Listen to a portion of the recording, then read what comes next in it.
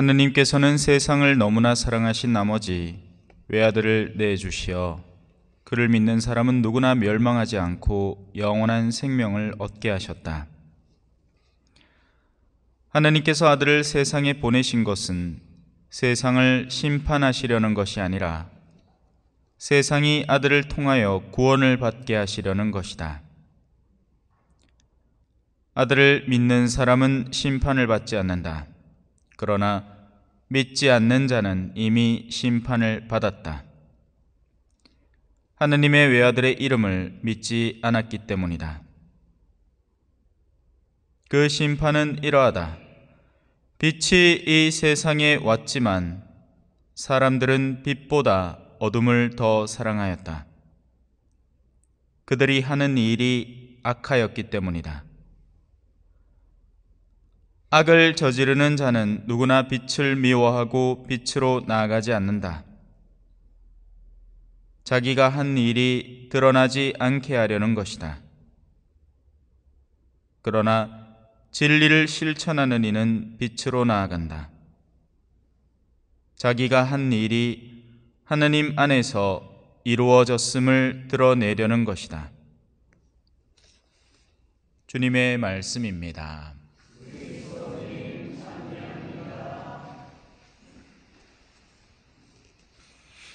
찬미 예수님, 어제 미사 때 말씀을 드렸지만 경남 양산에 있는 성모 울타리 공동체 출소자들이 모여서 만든 빵 만드는 공동체예요. 다녀왔습니다. 11시에 출발을 해서 한 10시 반쯤 출발을 해서 그래도 이제 미사 시간이 30분 늦춰졌으니까 그나마 미사 직전에 조금이나마 여유 시간이 있네요. 전에는 오자마자 바로 미사를 드렸는데 거기서도 미사를 드리면서 오늘 복음을 열심히 설명을 해드렸습니다. 모쪼록 오늘 여러분들에게도 같은 정도의 이해가 완성되기를 기대해 봅니다. 술 좋아하는 사람들 사이에서 어떤 술을 먹었느냐, 얼마나 좋은 술을 먹었는가, 그리고 그걸 얼마나 많이 먹고도 안 취한 표를 내었는가, 이런 요소들이 자랑거리가 됩니다. 또 심지어는 술이 얼근이 되고 나면 자신의 어두운 과거들을 마치 자랑거리인 양 꺼내놓기도 합니다. 바람 피웠던 기억이라든지 아주 현명하게 누구를 등쳐먹은 기억이라든지 그것들이 이제 술꾼들 사이에서 전두엽이 마비되고 나면 나오는 이야기들이죠. 그러다 보면 나중에는 또 다툼도 일어나서 정말 아무것도 아닌 걸로, 그죠? 그래서 술 먹으면 처음에는 용감한 사자가 되었다가 그 다음에는 원숭이가, 우스꽝스러운 원숭이가 되었다가 마지막에는 아주 더러운 돼지가 된다, 이런 이야기도 있죠. 하지만 그건 어디까지나 술꾼들의 모임 속에서 일어나는 일입니다. 그들 안에서의 자랑거리고 그들 안에서의 이 드러냄이죠. 그러고 나서 그것이 빛으로 나오게 되면 부끄러워하기 시작하게 됩니다. 그러나 그 빛으로 나오기 전이라면, 빛으로 나올 필요가 없다면 그것은 계속해서 자랑거리로 자기들 안에서 회자될 겁니다. 무슨 얘기를 하고 싶은 걸까요? 어둠 안에서는 짙은 어둠이 빛이 됩니다. 권력 다툼 안에서는 최고의 권력이 빛이 되고, 탐욕스러운 이들 사이에서는 얼마나 많은 돈을 끌어모았는지가 빛이 되고, 마찬가지로 그렇게 세상 안에서의 가치들을 바탕으로 자기들끼리의 키재기를 하고 있죠. 그러다가 그것이 영적인 영역으로, 진리의 영역으로 나올 때 방향이 바뀌어 버립니다. 가장 자랑스럽던 것이 사실은 가장 추악한 행위가 되어버리는 겁니다. 비치던 것이 어둠이 되어버리는 겁니다. 예를 들어서 오늘처럼 저처럼 성모를 따리고 왜 갑니까? 피곤하신데. 가지 말지. 누가 시키는 것도 아닌데. 그죠? 그러면 이 이야기는 어디서 진행되고 있는 거죠? 자신의 몸을 보살펴야 되고 나하고 상관없는 일에는 신경 꺼야 되고 손해보는 일을 하면 안 되는 거고 하는 그런 기준점에서 일어나는 이야기입니다. 하지만 전혀 다른 한편으로 전혀 상관없는 일이지만 그것을 하는 보람이 있는 일이라면 할 수 있는 일인 거죠. 성당에 봉사자로 초대를 했을 때 똑똑한 사람들은 왜 그딴 짓을 하느냐고 이야기를 합니다. 영리하게 살아야지 가장 필요한 최소한의 의무만 하고 미사 제일 뒤에 앉아 있다가 시간 마치고만 하면 샥 도망가 버려야지 뭔 놈 성당이 열심히 하겠다고 거기서 복사도 서고 봉사도 하고 잔칫날 아무도 알아주지도 않는데 저 구석대기 들어가고 냄비나 닦고 있고 그런 짓거리를 왜 하냐는 거죠. 뭔가를 하려면 사람들 앞에 이름이 나는 거, 내가 이 정도 했네, 막 그런 것들로 나를 채워가야지 의미가 있지. 이런 빛과 어둠에 대한 이해도가 우리 안에 올바로 정립되지 않으면 우리는 빛인 줄 알고 무언가를 뒤쫓아가다가 맨 나중에는 어떤 게 밝혀질까요? 내가 쫓아가던 그것이 어둠이라는 것이 밝혀지는 겁니다. 깜짝 놀라겠죠? 사람들 사이에선 그게 빛이었던 거예요. 돈 많이 버는 게 빛이었던 겁니다. 의리의리한 집에 사는 게 빛이었던 거예요. 남들 등쳐먹고 내 주머니에 돈 쑤셔 넣는 게 빛이었단 말입니다. 줘야 할 임금 안 주고 그 꿍쳐놨다가 걔들 불법 체류자니까 쫓아내버리고 그냥 벌금이나 내면 아이고 돈 벌었으니까 빛이었던 거예요. 하지만 나중에 그것이 제대로 된 심판관 앞에 서게 되면 눈에 보이는 현세의 심판관을 말하는 게 아니죠. 영원에 멀쩡히 살아계신 하느님 앞에, 그분의 대전 앞에 서게 될 때 진리가 드러나는 겁니다.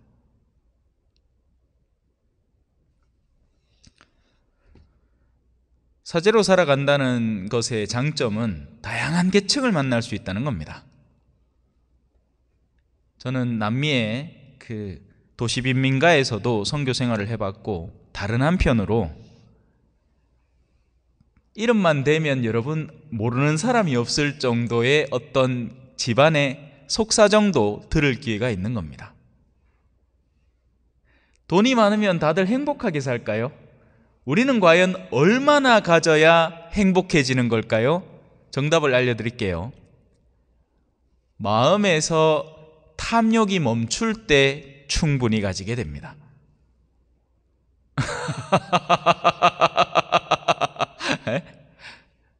그러면 그게 언제 멈출 것인가? 내 마음먹기에 달렸습니다. 필요한 것은 갖춰야 됩니다. 배고프진 말아야 돼요. 밥은 챙겨 먹어야 됩니다. 추운데 자면 안 됩니다. 최소한의 집은 가져야 하죠. 하지만 그 이상의 것을 욕구하는 마음들은 스스로 다스리지 않는 이상은 어떻게 하느냐? 스스로 지옥을 만들어내고 있는 것이나 다름이 없습니다. 왜? 늘 불만족스러울 테니까요. 내가 욕구하는 것이 차오르지 않는데 내가 집 건물을 한 채 가진들, 차매를 100동을 가진들, 나는 2000동을 가져야 만족한다고 꿈을 꿔버리면 난 불행한 사람이 되는 거죠. 그리고 나중에는 어떻게 됩니까? 2000동을 가질 수도 있겠죠. 그럼 그때는 행복해질까요? 아니에요. 이미 그 사람은 10,000동을 꿈꾸고 있습니다. 탐욕은 절대로 멈추지 않으니까요. 그래서 옛날부터 왜 그런 욕망이라는 이름의 기관차라는 게 있지 않습니까? 그 기관차의 마지막 운명은 어떤 거예요? 맨날 이 영화에서 기관차가 나오면 다리 끊어진 데 앞에까지 갔다가 다리로 떨어집니다. 그죠? 주인공들은 뛰내리고. 욕망이라는 운명의 기관차는 분명히 추락하게 마련입니다. 우리는 심판을 이렇게 생각하죠. 주일 미사 3번에 나쁜 짓 2번 하면 3 빼기 2는 1이니까 오예 나는 뭐 지옥은 면하겠구만, 뭐 이딴 식으로 생각을 합니다. 틀렸어요. 그렇게 계산하는 게 아닙니다. 오늘 답이 나와 있어요. 아들을 믿는 사람은 심판을 받지 않는 거고요. 하느님의 외아들에 대해서 정말 믿는 사람은 아예 심판이라는 것에서 거리가 멀어져 있습니다. 이건 내가 무게중심을 어디에 두고 살아가느냐의 문제인 거예요. KTX 안에 몸을 실은 사람은 김천구미역에서, 김천구미역은 양쪽으로 다 가니까 헷갈리겠다, 그죠? 부산역에서 KTX를 탄 사람은 어디 가게요? 서울 쪽으로 갑니다. 몸을 실었으면 가게 돼 있어요. 그럴 운명이라고요. 그런데 부산역 승강장에 그대로 서 있는 사람은 KTX가 몇 번을 지나가도 자기는 부산역에 그대로 있겠죠. 그게 답입니다. 믿는다는 것은 종교적 활동을 하는 것이 아니라 나의 내면 속에 진실로 내가 어디에 기대고 있는지에 대한 의존을 말하는 겁니다. 하느님께서 만들어 놓으신 세상 법칙들에 나의 내면을 의탁하고 있는 사람이라면 설령 내 목숨을 잃는다 하더라도 영원한 생명을 위한 투자를 할 수 있는 사람이 되는 거고요. 그게 아니라면 겉으로는 열심한 신앙의 양상을 띠고 살아가겠으나 사실은 나는 부산정거장에 서 있는 사람이 되는 겁니다. 한 발짝도 안 움직인 사람이 되는 거예요. 그 자체가 뭐다? 심판이라는 거죠. 오늘 성모 울타리 형제님들은 이해를 했어요, 이걸. 그래서 끄덕끄덕합니다. 근데 저는 우리 성당은 정말 모르겠어요. 예시당초 듣고 계시는지도 궁금하고, 저를 쳐다보고는 있는데 표정을 읽어낼 수가 없습니다. 제가 참 신비롭습니다. 자, 보세요. 그래서 이제 이 구절을 한번 다시 읽어보면서 그 의미를 되새겨 봅시다. 아들을 믿는 사람은 심판을 받지 않는다. KTX를 이미 타버렸으니 그는 서울역에 도착하게 될 것이다. 서울역은 하느님의 나라를 상정하는 곳이에요. 그는 이미 KTX를 타고 있기 때문에 먼저 타건 늦게 타건 상관없이 그 KTX가 목적하는 방향으로 나아갈 수밖에 없다. 그러나 믿지 않는 자는 이미 심판을 받았다. 자, 그 심판은 이런 내용입니다. 빛이 이 세상에 왔지만 사람들은 그 빛보다 어둠을 더 사랑하고 있는 겁니다. 아까 제가 열심히 설명했던 어둠 사이에서는 어둠이 빛이라고 했죠. 그리고 그 어둠의 사람들에게는 빛이라는 것이 어둠이 됩니다. 무슨 말인지 아시겠어요? 이렇게 얘기해 봅시다. 성당을 열심히 다니는 사람들에게 우리 아들이 이번에 성당을 열심히 나와가지고 그 교리반에서 개근상을 받았대. 그러면 그 성당을 열심히 다니는 사람들이 뭐라고 해줄까요? 축하해. 정말 아들이 그 신심이 돈독해서 참 좋겠다라고 하겠죠. 근데 성당 안 다니는 사람이 아들이 갑자기 학교에서 친구를 만나가지고 교리반을 나가기 시작했대. 그러면 아버지하고 어머니가 그 아들을 보고 뭐라 하겠습니까? 야, 멍청한 짓거리 하지 마라. 그거 나갖고 니 뭐 들라고? 성당 나가면 떡을 주더나 밥을 주더나. 요즘은 다 주죠, 그죠? 얼마 전에 다 묻잖아. 절편떡 못 먹습니까? 나는 먹었는데 밥도 먹고. 하여튼 그건 농담이고, 왜 그딴 짓을 하느냐 하고 마치 그게 잘못이라는 듯이 이야기를 하고 있죠. 훗날엔 누가 이길까요? 모릅니다. 아직. 왜? 우리는 숨쉬고 살아 있으니까. 그리고 우리의 시선 안에서 식별되는 건 어떤 영역이에요? 나쁜 사람이 떵떵거리면서 잘 사는 모습을 봅니다. 나쁜 놈들이 돈을 더 잘 버는 법이에요. 세금을 어떻게 피하는지도 알고, 사람 뒤통수 어떻게 치는지도 알고, 이렇게 막 농사나 뭐 이렇게 공장이나 돌리면 폐기물이 나오잖아요. 원래 같으면 정식적으로 처리해야 될 그걸 어떻게 해야 돈을 안 쓰고 처리하는지를 알아서 그 돈을 자기 주머니에 넣는 거죠. 그런 식으로 해야 돈을 버는 겁니다. 오늘 그래서 성모울타리 가서도 여러분 못되게 해야 돈을 법니다. 근데 참 이 동네는 참 어쩔 수가 없다, 그죠? 예? 순진하게. 원래 빵에는 뭘 넣어야 돼요? 방부제를 넣어야 보존기간이 길어지죠. 그만큼 판매 가능 기간이 길어지는 겁니다. 근데 이 사람들은 방부제를 안 넣어. 순진하게 하려니, 그죠? 돈이 벌리나 말아라. 근데 그렇다고 해서 그렇게 나쁘게 해서 돈을 많이 벌면 그 돈들이 다 나한테 유익할 것이냐? 절대 그렇지 않습니다. 쓸데없이 많이 벌어된 돈은 반드시 훗날에는 이 어둠을 끌어들입니다. 반드시 그렇게 돼 있어요. 그 자체가 심판이 되는 거예요. 빛에 대한 감각을 상실한 상태, 무엇이 빛인지를 알아보지를 못하는 상태, 오히려 어둠을 사랑하고 있는 상태, 육체의 쾌락적 요소를 보장해 주는 것들. 돈은 도구지, 돈은 사랑의 대상이 아니에요. 하지만 이 어둠에 몸담고 있는 사람들은 돈을 너무너무 사랑하는 겁니다. 그러다 보니 어떤 일이 벌어집니까? 지만 돈 사랑하면 돼. 아니죠. 자식들도 돈을 사랑해요. 일가 친척들도 돈을 사랑합니다. 돈을 사랑하는 사람들이 모여 있어요.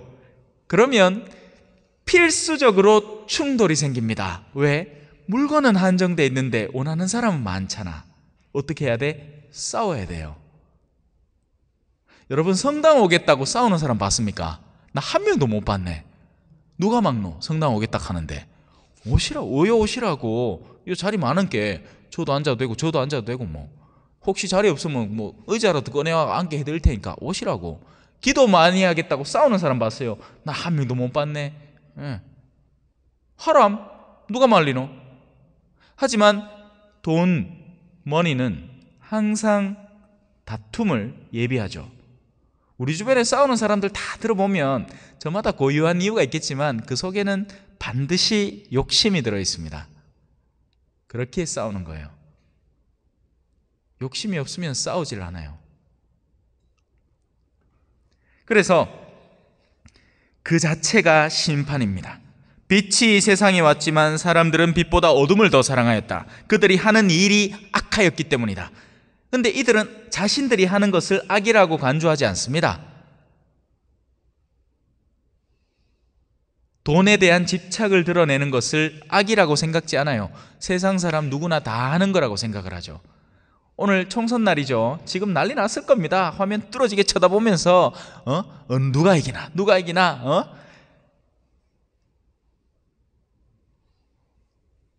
그건 누구나 하는 일이다, 그건 필요한 일이다 라고 하고 있겠죠.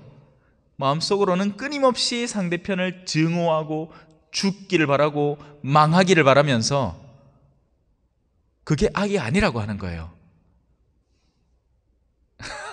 그러니 여기 오신 여러분들은 얼마나 복된 분들입니까? 그죠? 네. 관심 없으니까 여기 왔지. 아니면 지금 TV 앞에 앉아가 이겨야 되는데 하고 앉았겠지. 네. 악을 저지르는 자는 누구나 빛을 미워하고 빛으로 나아가지 않습니다. 어둠 속에 더 함몰되죠. 범죄는 언제 저질러집니까? 아무도 안 볼 때 저질러집니다. 그래야 범죄죠. 누가 보면 부끄러워서 못 저지릅니다. 범죄인 줄 알기 때문에 그렇죠. 그래서 범죄는 언제나 아무도 안 볼 때, 그래서 시간대는 주로 저녁 무렵부터 어스름부터 아니면 새벽 시간에 이루어집니다. 그러나 진리를 실천하는 이는 빛으로 나아가죠. 숨길 게 없는 거예요. 제가 오늘 성모울타리를 갔다 온 걸 숨겨야 될까요? 왜요? 오히려 더 알려야 되지 않나요? 이런 공동체 있습니다. 가능하면 빵 사 먹을 때 그 공동체 빵 사 먹으세요. 좀 도와주십소. 에? 아이고 그 험한 데 살다가 나온 사람들 그 빵이라도 좀 팔아줘야 안 됩니까? 얼마든지 얘기할 수 있습니다. 하지만 자기 아내 몰래 다른 여자를 만나고 있는 사람이라면 얘기할 수 있을까요? 못하지. 못해요. 그 자체가 심판인 겁니다. 그 자체가 자신을 훗날에 수치로, 빛이 반짝여도 그 빛으로 나아가지 못하게 만드는 근거점으로 작용하게 될 거예요. 그래서 악인들 부러워할 이유 하나도 없습니다. 그들은 불쌍한 영혼들이에요. 빛으로 나오질 못한단 말입니다. 미사가 엄연히 있고 자기가 신자인데도 나오지를 못하는 거예요. 자기 마음속에 어둠이 가득하기 때문에. 그 자체가 심판인 거죠.